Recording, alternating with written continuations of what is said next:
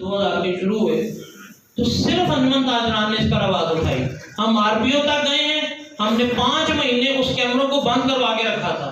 ये October and के अंदर उस कैमरों को बगैर किसी मशावरत के दोबारा से ऑन कर दिया गया और लोगों के पास 10-10, 20-20 हज़ार रुपए के चालान हैं। हमारे माशरे की ये बदकिस्मती है कि हमारी जो व्हीकल्स हैं वो हमारे नाम के ऊपर नहीं है। हमें पता उस वक्त चलता है जब हम कहीं बेचने या खरीदने के लिए जाते हैं कि हमारे ज़िम्मे चालान कितने हैं। पिछले 4 दिन से जो ट्रैफिक की सूरत हाल है, 2000 रुपए का चालान सिर्फ हेलमेट के ऊपर नहीं है, 2000 का चालान लाइसेंस के ऊपर है। हर रिक्शे का ओवरलोडिंग के ऊपर 2000 रुपए का चालान हो रहा है। पिछले 6 दिन से हम लोग कारोबार नहीं कर रहे क्योंकि कोई भी रिक्शे वाला जो है वो सड़क पे जाने को तैयार नहीं है। वो कहता है चालान आपकी जिम्मेदारी है। तो फिर महंगाई कैसे नहीं होगी?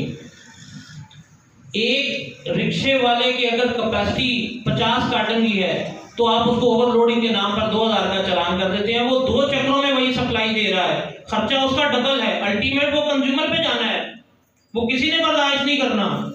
2 रुपए पर केजी आप कहेंगे कि फैसलाबाद से स्टॉक आएगा और उसके ऊपर खर्चा है 7 रुपए का, उसके ऊपर हमारा शॉपर लग जाता है 75 माइक्रोन का।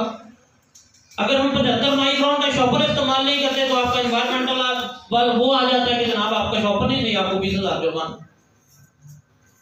सवाल यह है कि ये विजन नहीं है। मैं नहीं समझता कि पंजाब हुकूमत का ये विजन होगा कि हमने लोगों को बेरोजगार करना है, हमने लोगों की इमलाक को नुकसान पहुंचाना है।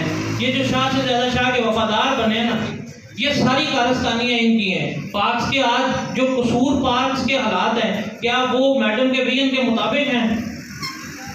क्या यहाँ पे तमाम काम विजन के मुताबिक हो रहे हैं या सिर्फ हम ही इसके ऊपर जवाबदेह हैं?